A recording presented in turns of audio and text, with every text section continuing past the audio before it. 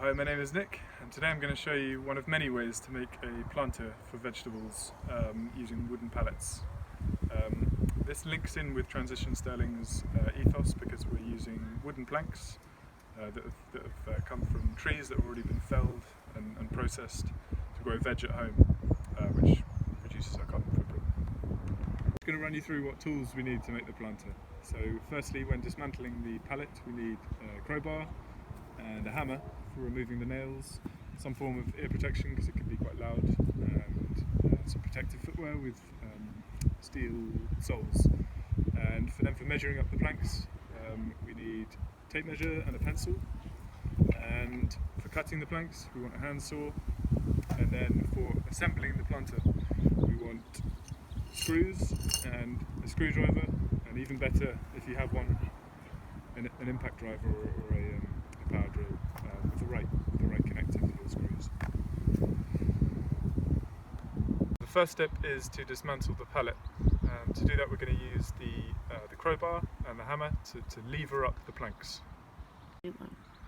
So we're going to position the crowbar so that the claw, that's this bit, comes underneath the plank and fits around the nail connecting the plank to the rest of the pallet. And then what we're going to do is we're going to whack the back of the crowbar with this, and then so it pushes under, and then we're going to lever it up, hopefully without breaking the plank. So I'm going to lever up the plank from this point first, and then I'm going to move along to the side, taking the plank off at each connecting point.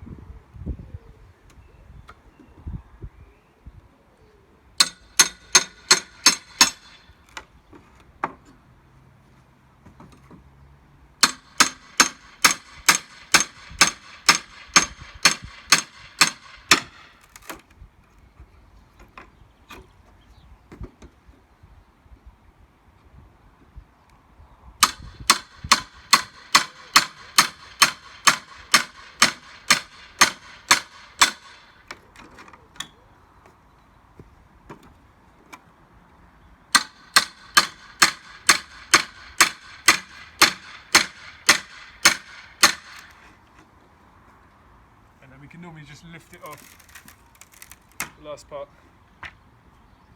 There you have it. So we'll take off all the planks like this on this side, and then we'll flip it over and do the same on the other side. To make sure we take the nails out of the planks we're going to use. So they may be a bit bent, so you might need to sort of straighten them up. It's the sharp end first, and then just whack them out from where they came. Turn over and lever with the claw of the hammer. Just pop them out like that. So now we've got our wood. Step 2 is to measure it up, and the dimensions of the planter we're going to make today are 1 metre in length, 30 centimetre width, and height we're going to use the width of 4 planks. So now we need to think about our corner posts, bits of the corner of our planter that are going to connect planks on the sides together. So we're going to measure one now, and we've got our height of the planter here. So that's if you remember our 4 planks, plank widths, and we'll put our corner post beneath that and align it right to the end here, and then we're going to mark it off. We'll cut it there using the handsaw. Marked one of our corner posts off. We're just going to align the rest of them up and then just mark them off. And you can often use your handsaw for this because it has a right angle on it, and obviously a straight back for an edge.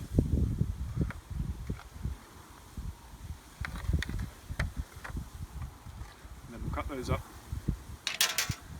So because our planter is quite long, it's a metre in length, once the compost is inside, it may act to sort of bow the sides, so we need a little bit of reinforcement. So what I'm going to do, I've got one of my corner posts here, and I'm just going to measure off a couple more to put on each of the length sides, for reinforcement. So I'll just mark the length on that on 2 new planks with the saw, and then cut those up. Now we're going to measure our sides of our pallet. To do that, line them all up, making sure the edges are all square. And we're going to take our tape measure and mark off a metre. Using our saw we can get that right angle.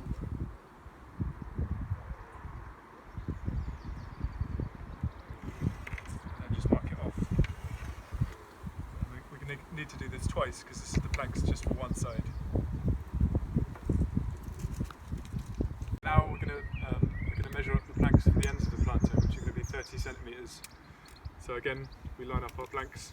We're going to use 4 again, and we're going to take our saw, the right angle, use our tape measure, and then just mark off 30 centimetres there.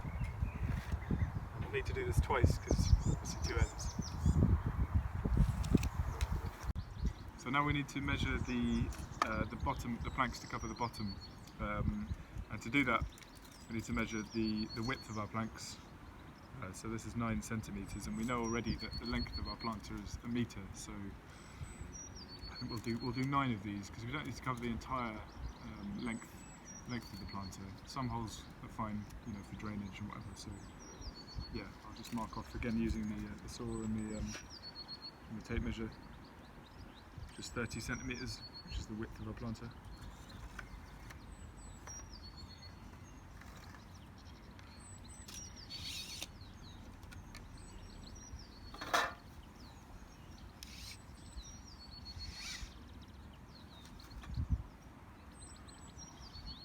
We've got all our wood measured up. We moved to step 3, which is cutting the wood.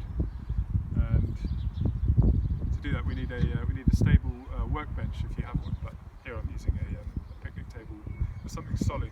Isn't going to move around too much. So yeah, we need to place our wood at the end of that. I've stacked mine up here just so I can cut 4 at a time, but you don't need to do that.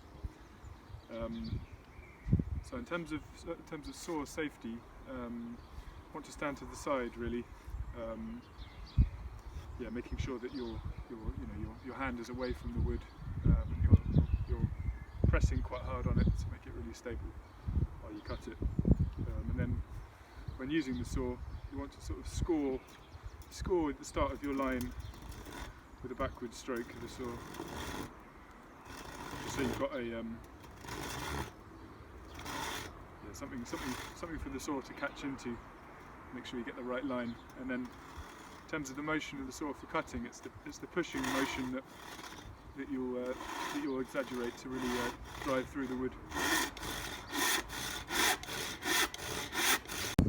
So we've got the ends of our planter here. We've got 8 planks there, of 30 centimetres. We've got the sides, which is 8 again of a metre. And then we've got our corner posts and our reinforcers for the length sides of our planter, and then we have the bottoms here, which is 9 that we measured up. So now we move to step 4, which is the construction of the planter, and we're going to do the long sides first. So what I've done here is I've taken the long sides, the metre length planks, I've lined them up next to each other. And then I've put our corner posts at either end, flush with the ends of these side planks, and we've got our strengthening central corner post length plank in the middle. And I'm just going to put one screw in the centre of each length plank into the underlying corner post and central post. So you've got to make sure that your screw is long enough to go through two plank depths. You should just be able to use your hand, your screwdriver, because most pallets are made out of softwood, so they're not too hard to screw in. But better if you've got a power drill or an impact driver.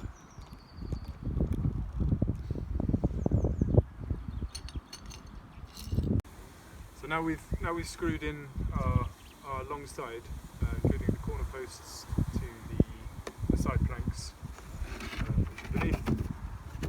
We just replicate that for the other side, so we've got 2 of these. So now comes a bit of the tricky part when we assemble the short sides to the long sides. The easiest way to do that really is to put your pilot hole in in with your screw to one of your short side planks, and put it in at an angle as well, so not right at the end, but part way across, because it'll be a bit weak if you screw it right at the end of that to connect to the long side here. So we're looking at a bit of an angle, as you can see here. Just screw that in. Again, if you've got a power drill, it's much easier. But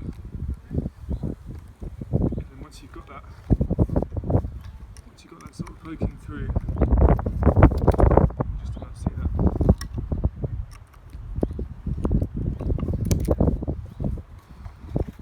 We can lean up our leg side or long side. Use the end of that screw poking out to prick into the side to sort of hold it in place.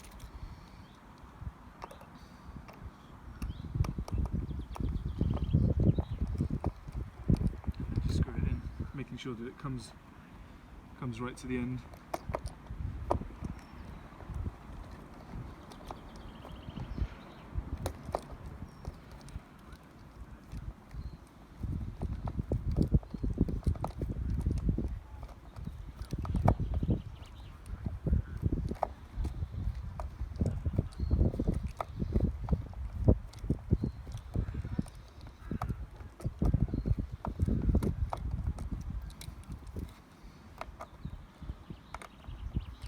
Just do that for the four short ends, short sides, all the way up there, on both sides as well.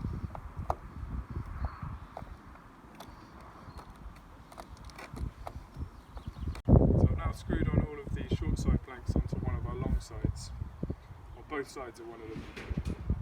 The reason there are gaps in between is because our short side planks were slightly less wide than our longer ones, if you remember, but that's just because of the pallet we had two different width planks. So now what we need to do is we need to attach our other side onto this side. So the easiest way to do that is to turn this onto its back, and using gravity. This can be quite tricky, but just place it in like that, and then turn it over. So this is now the bottom of our planter. This is the tricky bit. Just to stand inside and then just knock it out. Yeah, just making sure that top side plank comes flush with the long sides there. Both sides, and then we'll just screw those top ones in first, and then do the others after that.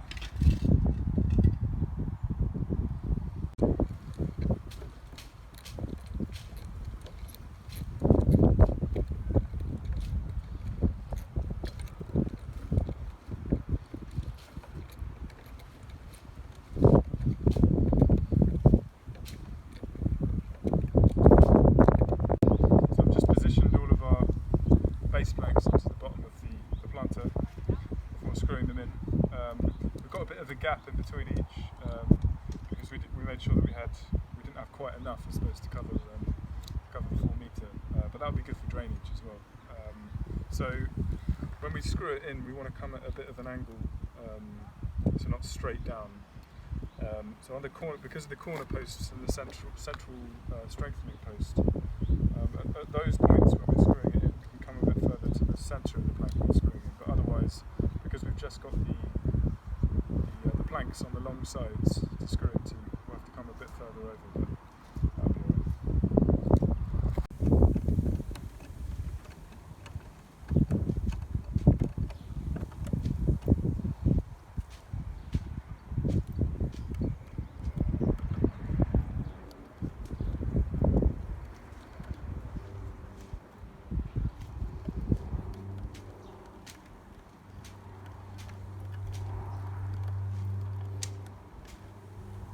So that's the planter finished, and when you're filling it full of compost, yeah, make sure you go for peat-free compost, because obviously peat is just full of carbon. So as soon as it dries, it releases that carbon, so we want to avoid that. There are plenty of good compost you could buy without peat in them, or better still, to make it make it your own home with kitchen scraps and prunings from the garden. Yeah. But yeah, you should be able to grow lots of good veg in this.